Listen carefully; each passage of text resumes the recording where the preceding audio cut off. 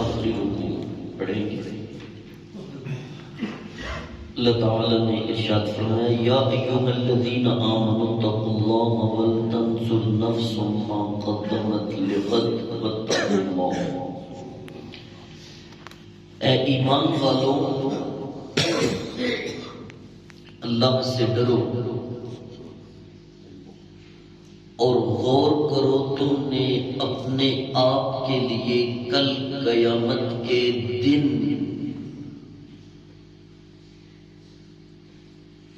جب حساب و کتاب ہوگا اس حساب کے لیے کیا بھیجا ہے۔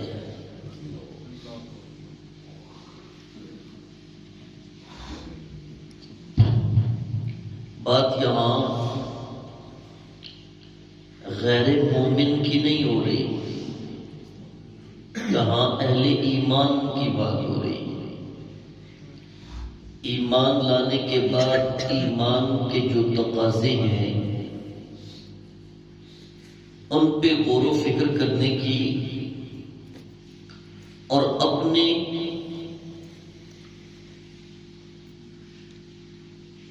حساب و کتاب کی طرف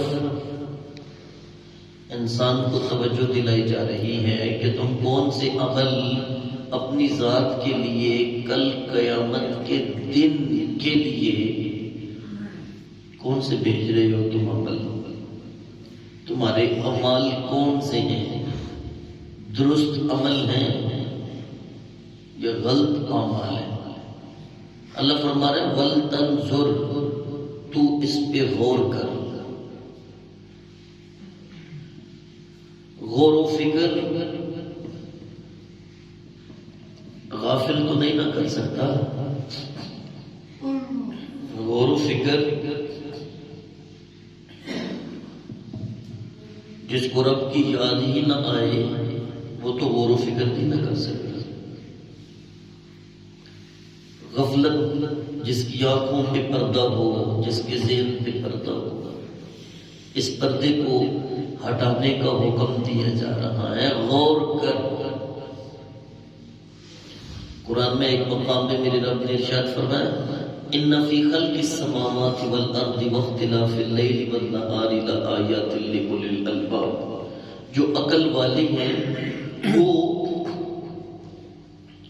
زمین اور آسمان کی تخلیق میں، رات اور دن کے اختلاف میں غور و فکر کرتے ہیں، نشانیاں ڈھونڈتے ہیں۔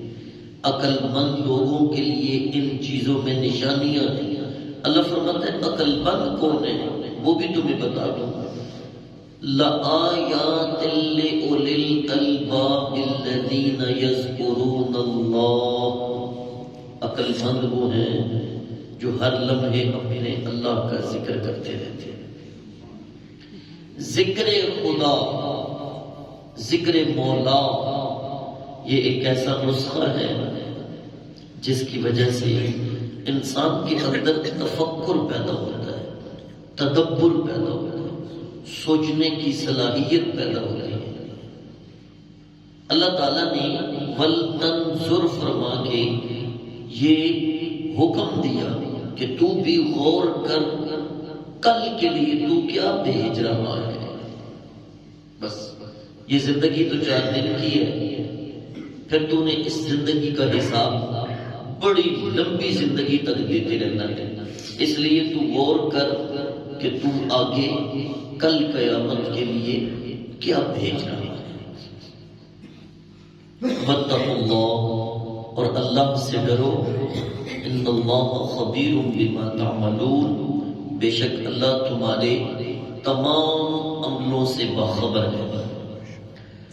وَلَا تَكُونُوا كَالَّذِينَ نَسُوا اللَّهَ فَأَنسَاهُمْ أَنفُسَهُمْ أُولَٰئِكَ هُمُ الْفَاسِقُونَ، اور ان لوگوں کی طرح نہ ہو جاؤ جنہوں نے اللہ کو بھلا دیا۔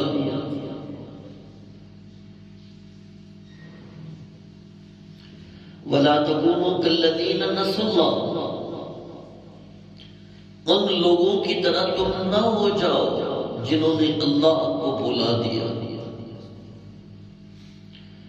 کردار اور کریکٹر ہماری نظروں کے سامنے گھوم رہے ہوتے ہیں، جن کے متعلق میرا رب فرما رہا ہے کہ تم بھی کہیں ان کی طرح نہ ہو جاؤ۔ شیطان تو بڑی تسلی دیتا ہے،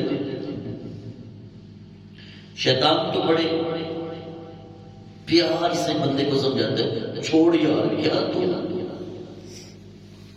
نماز کی طرف آ گیا، کیا تو اچھے کاموں کی طرف آ گیا، اور پھر ایسا دوست بناتا ہے بندے کو بھلا ہی دیتا ہے اس کا اللہ۔ لیکن میرا رب فرما رہا ہے اے بندہ مومن، تو ایسے بندوں کی طرح نہ ہو جاؤ جنہوں نے اللہ کو بھلا دیا۔ اور پھر بندہ سوچتا ہے کہ یار میں اس کو کہہ رہا ہوں کہ نماز پڑھ، یہ آگے سے کہتا ہے مجھے اللہ نے توفیق ہی نہیں دی۔ میں اسے کہتا ہوں یہ سیدھا کام، یہ کہتا ہے کہ نہیں جڑا کام ہی کرتے پہ وہ کیڑا تو ٹھیک کر۔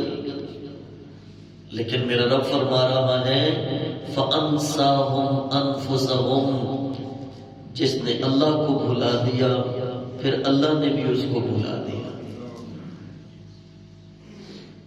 فَأَنْسَاهُمْ أَنفُسَهُمْ، جس نے اللہ کو بھلا دیا، اللہ کی یاد سے جس نے منہ موڑ لیا تو اللہ کے کرم اور اللہ کی رحمت نے بھی اسے منہ موڑ لیا۔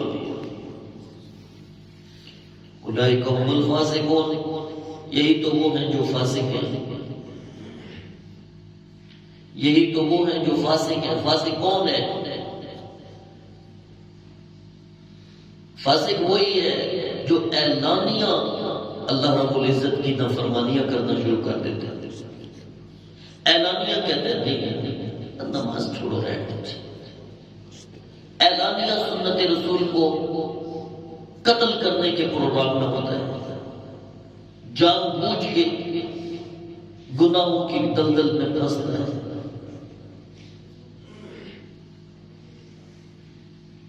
نہ خوف خدا نہ شرم نبی، یہ بھی نہیں وہ بھی نہیں۔ لا یستوی اصحاب النار و اصحاب الجنہ، اللہ فرماتا ہے کیا دوزخ والے اور جنت والے یہ برابر نہیں ہیں؟ جنتی اور دوزخی برابر نہیں ہو سکتے۔ اصحاب الجنت هم الفائزون، جو جنت والے ہیں وہی تو کامیاب ہیں۔ یہ یہاں پہ جو اصحاب النار فرمایا گیا یہ کفار کے متعلق فرمایا گیا، اور جو مسلمان جہنم میں پھینکے جائیں گے وہ مستقل جہنمی نہیں ہوں گے، انہیں تو وہ گناہ جو انہوں نے کیے ہیں نا ان گناہوں سے پاک کرنے کی وجہ سے جہنم کی آگ میں جلایا جائے گا کہ ان گناہوں سے یہ پاک ہو جائیں اور پھر انہیں جنت میں بھیجا جائے۔ اللہ اکبر کبیرہ۔ میرے آقا کریم صلی اللہ تعالی علیہ وآلہ وسلم نے فرمایا جہنم کے عذابوں میں سے ادنا عذاب یہ ہے کہ انسان کے پاؤں میں آگ کے جوتے ڈال دیے جائیں گے۔ وہ آگ کے ایسے جوتے ہوں گے کہ وہ پہنے گا تو اس کی حرارت سے اس کا جو دماغ ہے نا وہ پگھل کے اس کے زبان اور ناک اور کانوں کے ذریعے پگھل کے باہر نکل آئے گے۔ میرے آقا جہنم کا تذکرہ سناتے تو میرے سرکار کئی گھنٹے اور کئی دنوں تک غمگین رہتے اور رب کی بارگاہ میں اپنی امت کے لیے بخشش کی دعائیں مانگتے رہتے۔ آج امت کو پرواہ ہی نہیں، آج ادھر خیال ہی نہیں۔ حساب و کتاب کیوں دینا پڑے گا تجھے؟ تیرے اعمال جس وقت تولے جائیں گے اور تیری نظروں کے سامنے اس دن آنکھ کھلے گی کہ میں کیا کرتا تھا۔ اللہ فرماتا ہے اصحاب الجنہ اور اصحاب النار یہ برابر نہیں ہے، جو جنتی ہیں هم الفائزون، وہی تو کامیاب ہیں۔